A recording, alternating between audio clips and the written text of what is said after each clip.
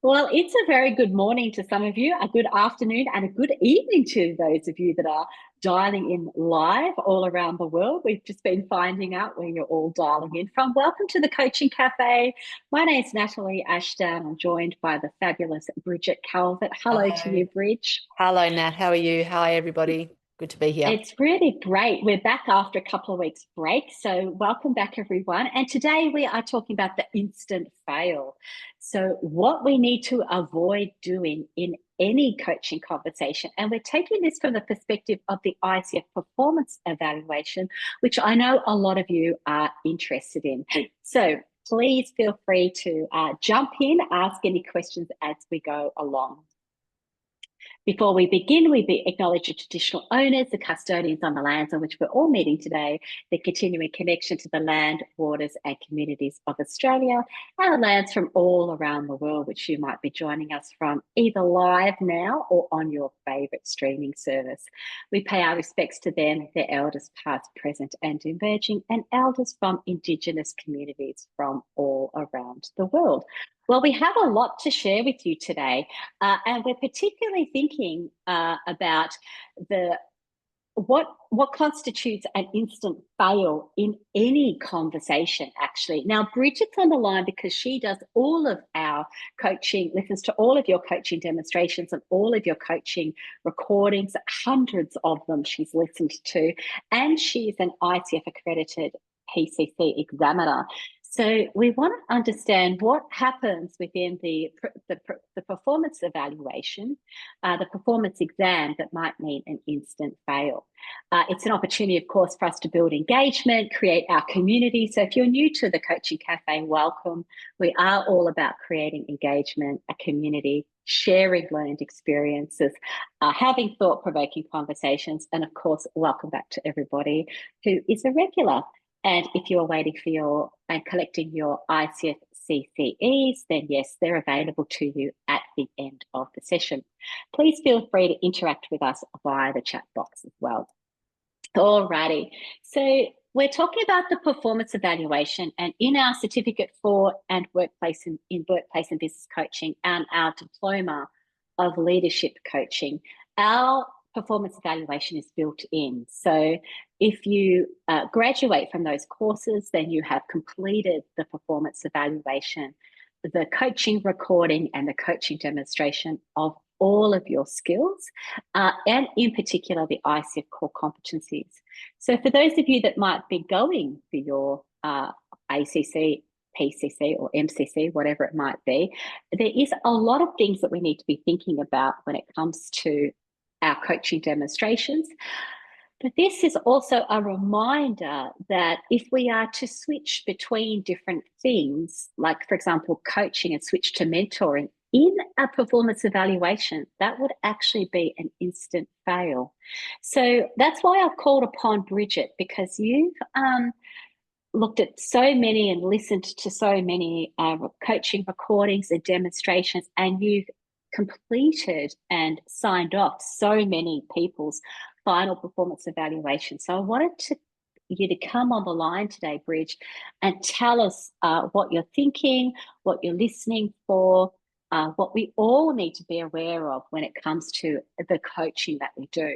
So as you can see here, for those of you that have access to the slides, the purpose of the evaluation is to provide feedback, making sure that we're aligning with the ICF competencies at whatever level we're going for, and supporting the growth and development, and making sure that we are growing, developing, aligning with the competencies.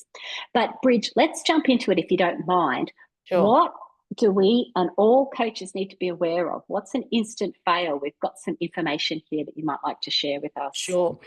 Sure. Well, first of all, there's a couple of qualifiers that need to be acknowledged when you're doing your coaching conversation. So qualifiers sort of indicate whether or not a coaching recording meets the minimum requirements to be used. So two qualifiers. The first one is that the coach demonstrates alignment with the ICF Code of Ethics.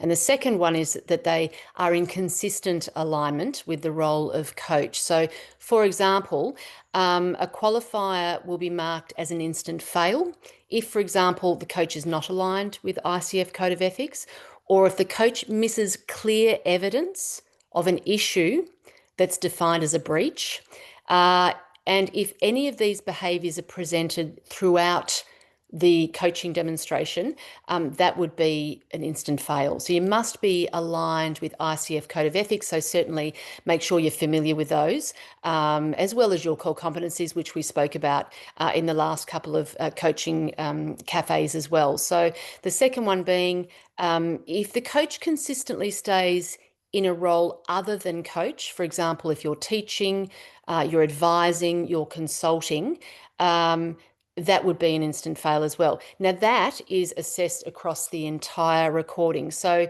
if, for example, in one of your demonstrations, hopefully not the final performance evaluation, the last one, but before, if I hear it once, I'll pick it up as an opportunity for you to develop that and to not put it into your last recording, exactly, because we don't want to hear any of that by the time you get to your final coaching performance evaluation. So you need to stay consistently in the role as coach.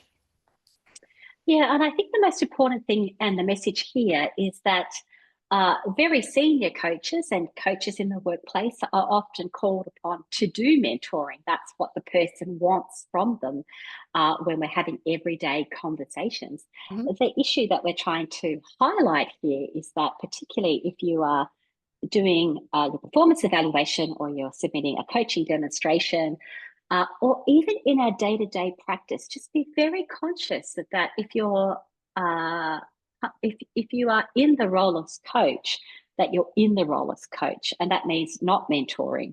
It means making sure that the code of ethics is in front of you. And I know that we've been debated a few times, Bridget, about that, where people go, but I was coaching. We're like, yeah, no, I think you were mentoring, really. So yeah, it's true, and I do understand that in our workplaces you will be flipping hats, and that's going to happen. But you need to demonstrate your understanding of what coaching is. So that's what we want to hear. The rest, in terms of your coaching performance evaluations, must be in role of coach.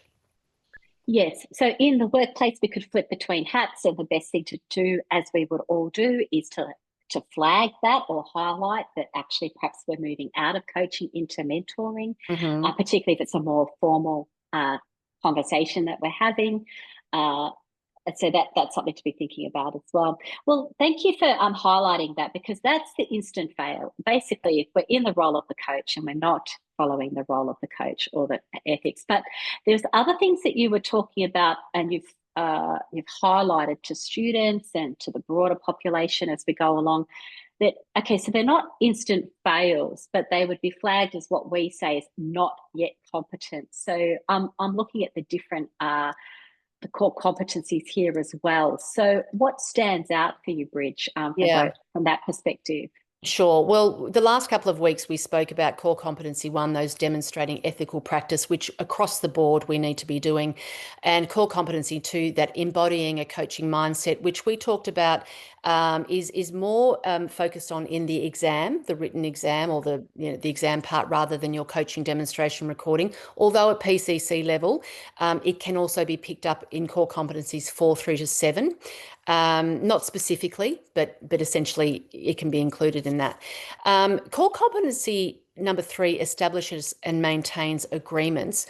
Where there might be a flag of not yet competent would be if you have there's a lack of agreement on coaching goals and the agenda for the coaching session. So if there's no agreement outlined, that essentially is a not yet competent. That's quite important, that there is an agreement established and that's maintained throughout your coaching conversation.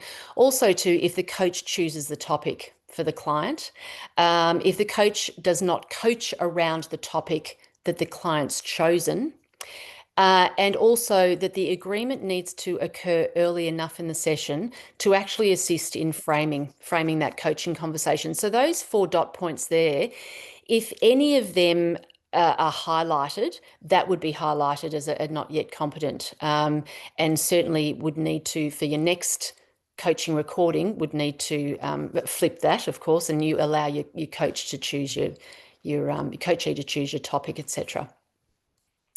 I think what it sounds like to me when I hear a not yet competent is when perhaps the coachee has several things that they want to talk about, and then the coach says, all right, let's talk about that. Correct. So that's what we hear.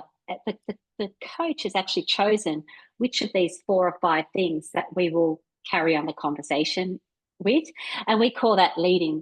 The coach is choosing the topic and leading the client down the path that they want to talk about. And it's kind of rookie coaching. We see that in the very beginning. But for all of you experienced coaches on the line, hopefully this is an awareness. Like, that's what it does with me. It's always raising awareness, making sure in our practice that we're letting this be coachee led. Yep, absolutely correct. Well, let's go on to the other competencies. We've got core competency number 4, and there's a number of things you want to share with us, Bea.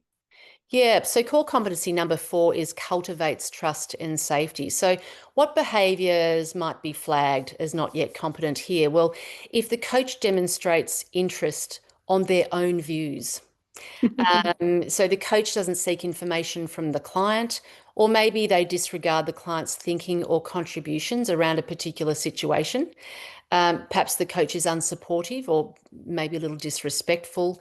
Not that we see that often, but certainly I want to add it in there anyway. But also the coach's attention is on their own performance or on the demonstration of their own knowledge of a topic, rather than fully focusing 100% on the client and the client's interest and their points of view. And they're very good points that you point out there, Bridge, because it, again, might seem obvious to the experienced coaches on the line. And it's kind of, it's a bit of a shock to me to hear, the coach's attention is on their own performance. But what happens and what we hear, and I know that you hear this, is that it becomes the coach sharing all their knowledge about the topic, or the coach. Bea, you were telling me that you can hear that the coach is trying to somehow perform. Tell us a little bit more about that if you can. What do you kind of hear around that they're trying to perform, they're trying to act good in a way or something? Well, look, I think it can be challenging for experienced coaches, or certainly when you're working in an environment where you have all the knowledge and the skills and the toolkit and everything that may support your coachee.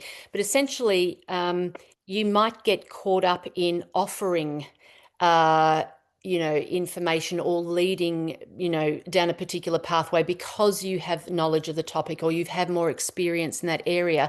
And so therefore you've got this burning desire to offer it. So it can be challenging for someone who has a lot of knowledge on a topic, who works in that environment, who has a lot of experience and skill, to actually stay out of the space and ask a question with genuine curiosity and trusting that client or the coachee has the answer or can find the answer some way, shape or form. Even if you have an answer, that essentially we're staying out of that space and trusting that they can do it.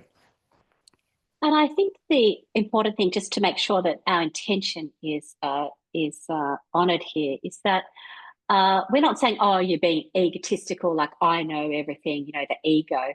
No. What we're saying is that coaches often feel the genuine desire to share because they want to help and they want to make a difference. So the intention is I've got information to share because of that. I'm genuinely trying to help the person. I genuinely know something.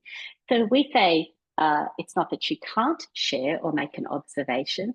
It's just that when that gets in the way of the actual coachee and their thoughts and feelings and observations, that's when we're moving out of the coaching space. So we're not saying, oh, everyone's got the ego involved of trying to prove myself and perform. It's more about the intentions there. It's just letting that intention get carried away in the conversation, I think. That's right. And this is where I often talk about our definition of help. Our definition of help when we're mentoring or when we're managing or supervising is quite different to our definition of help when we're coaching. So what is our definition of help when we're coaching? We trust that that person has the answer or can find the answer for themselves, and we need to stay out of that space and trust, go in with that growth mindset and trust that that person can or will find an answer for themselves. Thank you. It's a very good point you make, and it relates to our next competency, which is around maintaining presence. So what would you like to offer around that, Bea? So maintaining presence. So essentially, this is about being 100% focused and with the partnering with your coachee or your client in the moment. So everything above counts for this as well. Everything we've just spoken about in terms of cultivating trust and safety is also important when it comes to maintaining presence. But what might be flagged as a not yet competent right away would be if a coach is not responding to information that's offered by the coachee. It might be an emotion that's being shown. And emotion, verbal and non-verbal behaviours, I've put those in brackets because that might be more relevant if you're looking at that diploma level, PCC level coaching, not so much at ACC Certificate 4 level.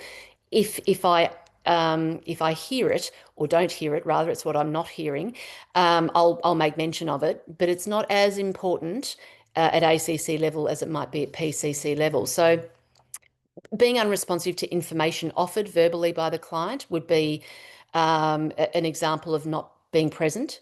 If you're seeing or hearing an emotion that you ignore and you just move on rather than acknowledging it, and those verbal and non-verbal behaviours that we might see, the things that we're witnessing or noticing in terms of tone of voice versus congruency with body language, for example, those sorts of things, if we can actually see it. Yes, and what comes up for me here to put this into the practical is, for example, if a client has expressed an emotion, like it makes me feel really angry, or I'm really disappointed, or really frustrated, and then the coach continues with the conversation along the lines of something like, "Oh, okay, well, given that, how do you want to move forward?" So, or even not even saying given that, going, "Okay, well, you said you wanted to achieve this goal. What would you like to do about that?" Yes. So it's moving forward. It's what I call stepping over, or not deliberately, by the way, not deliberately stepping over, but not picking up on the nuances and then just carrying on with the conversation. Yes. Yep. Agreed. Or, as we also said here, consistently directing the conversation in the way that the coach thinks is interesting as well.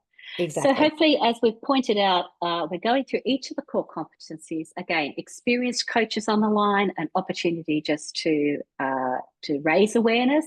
For those of you that are less experienced, a wonderful opportunity to reflect on our practice as we go along. Core competency number 6, Bridge, is about listening actively. So what would you like to share here? Sure. So listening actively, behaviours that are flagged as not yet competent right away might include that the coach isn't demonstrating listening that's focused on and responding to what the coachee is communicating. So obviously, we want to respond in response to what the client or coachee is saying. Also, to if the coach's responses are unrelated to what the client or coachee has offered or is trying to achieve, would demonstrate a lack of active listening. Maybe the coach appears to be waiting to demonstrate some sort of knowledge about the topic or tell the client what to do about the topic.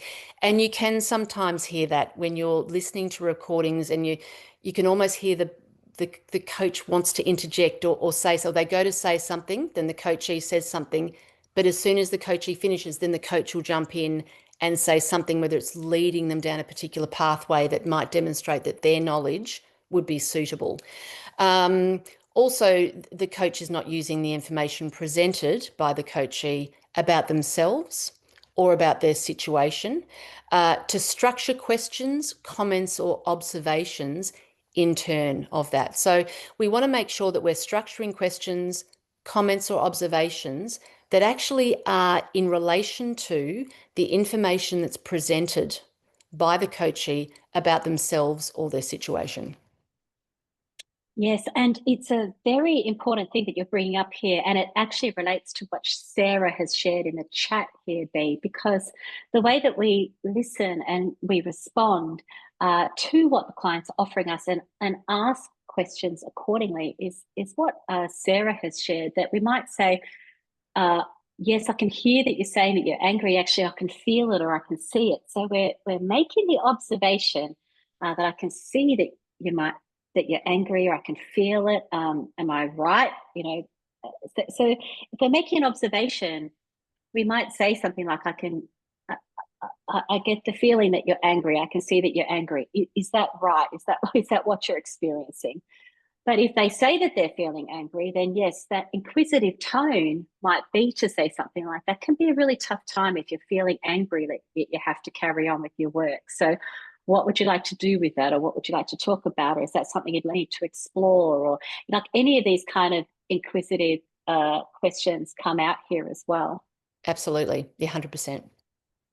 So thank you for pointing that out, Sarah, because it's a nice way of making an observation without getting into the space and saying, "Oh, I've often felt angry myself, and this is how I respond." And we're not stepping over what the client is saying as well. Absolutely. And The go point you ahead, make yeah. now, no, the point you make about offering an observation without fear of being wrong either. Mm, It may be you've offered that and they might say, oh no, it's not anger, it's something else. That's okay. That's okay. So what it does is it allows the coachee to then reflect on the observation you've made and think for themselves, is that right? Is that not?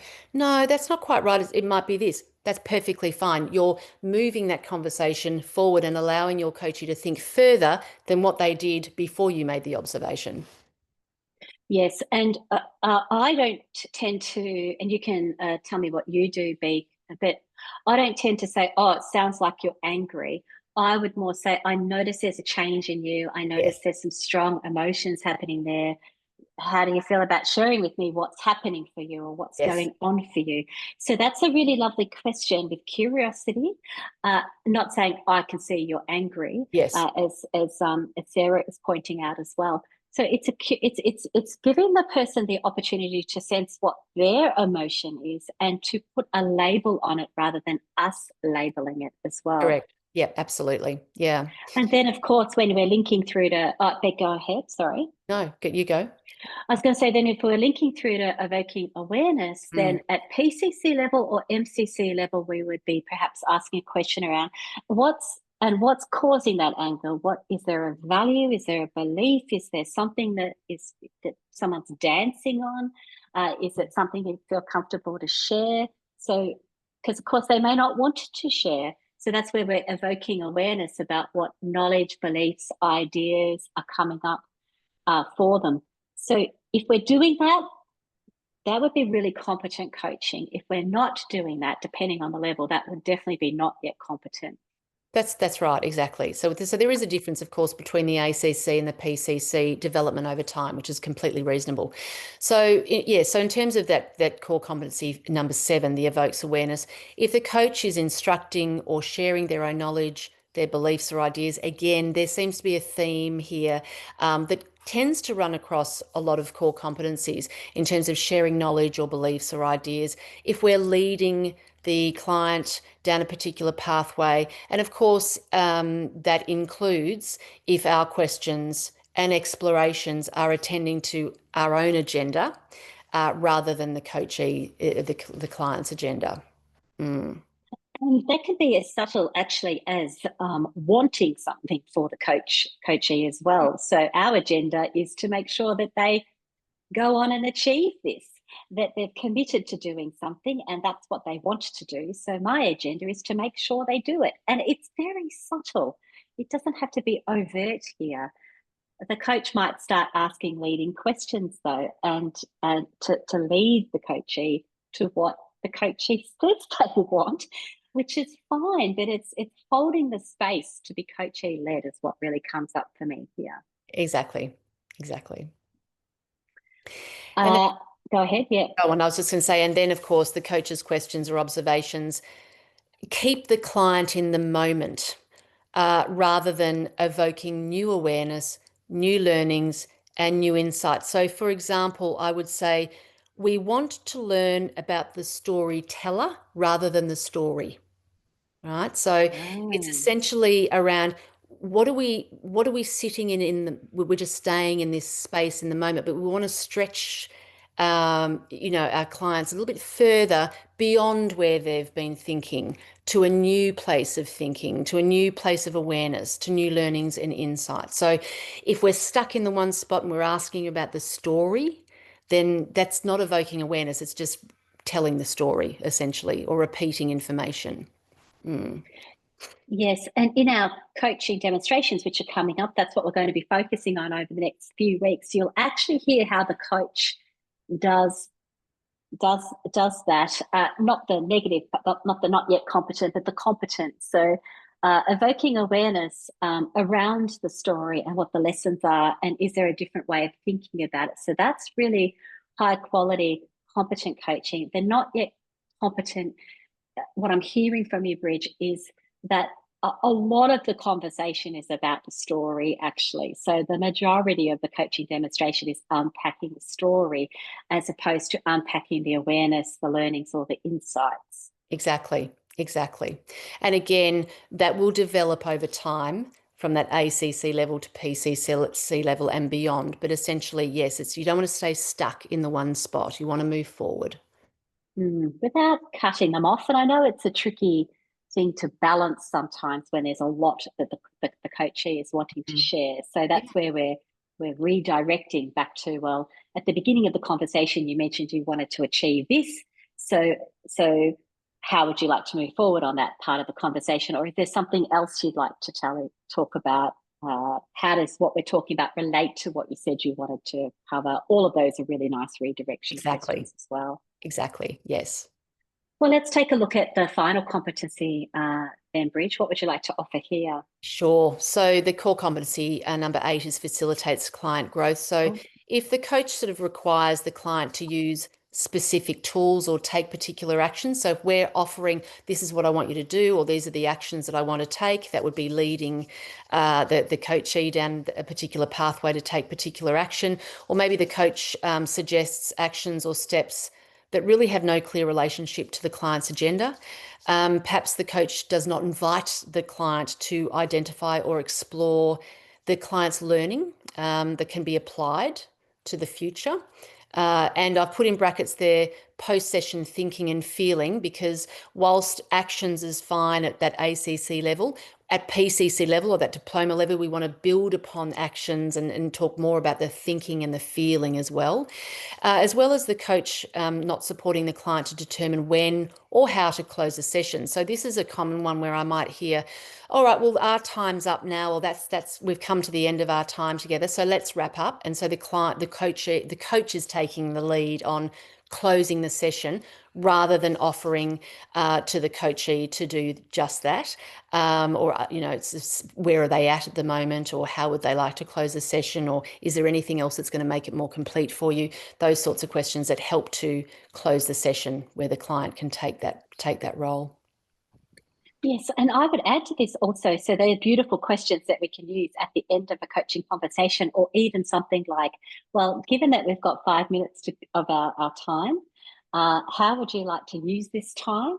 What have you taken from our conversation so far? How would you reflect on what you've learned? All of those are really beautiful questions, and we're getting the client to determine how they close the session.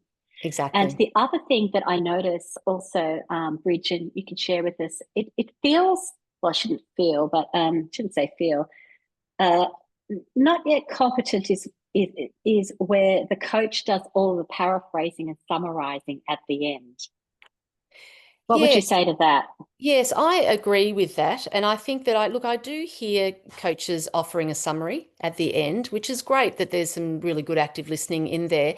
I feel like, the coachee could be lifting the heavy weights there. I think essentially asking the coachee to summarize now, or perhaps, what have you learned? Where are you at now with our conversation compared to where you were at the start? So getting the coachee to be summarizing for themselves where they're at the end of the conversation is a better learning experience for the client than it is for the coach to do it for them. So it's our preference in terms of what we want to hear. And again, it comes back to the coach not inserting themselves into the conversation, even at the very end. So Yes. that's where it links through to the not yet competent. I think the other thing, since we talked about strong emotions, so we touched on that, we might make an observation here, actually, that I get a sense that that things are sounding calmer, or you're looking calmer, or your breathing has changed. How how are you feeling now, given that we've talked this through? So Yeah. it is, again, this is where you started, this is what happened, this is where we are now. It's giving, even at the very end, the opportunity to evoke that awareness in the coachee, and then they get to describe, in terms of facilitating their client growth, how they are feeling or how they are summarizing the situation. Yes, exactly right. And I also want to say that, not one point here will elicit a instant fail. This is not, oh well, if one of these things happen that we've spoken about today is an instant fail. It's a build up of things. So if I hear, one thing only, I'll make a point of that, or point it out as feedback. But essentially, overall, that's essentially what we don't want to do, to elicit that not yet competent result. Well, thanks, Bridget. It's been absolutely fantastic to learn from your experience over hundreds and hundreds of coaching recordings that you've listened to, and performance evaluations that you have signed off. So hopefully, as I said, if you're an experienced coach, this is really drawing attention to us as professionals in our coaching practice. And as you go along in your coaching journey, even ourselves, myself as an MCC coach, I'm still drawing attention to how I'm following the ICF core competencies, how I'm living and breathing those. So thank you, Bridget, once again for the wonderful reminder. Pleasure. And we look forward, actually, everybody, to over the next coming weeks to hear these ICF core competencies in practice. So you'll get to join us to do that as well.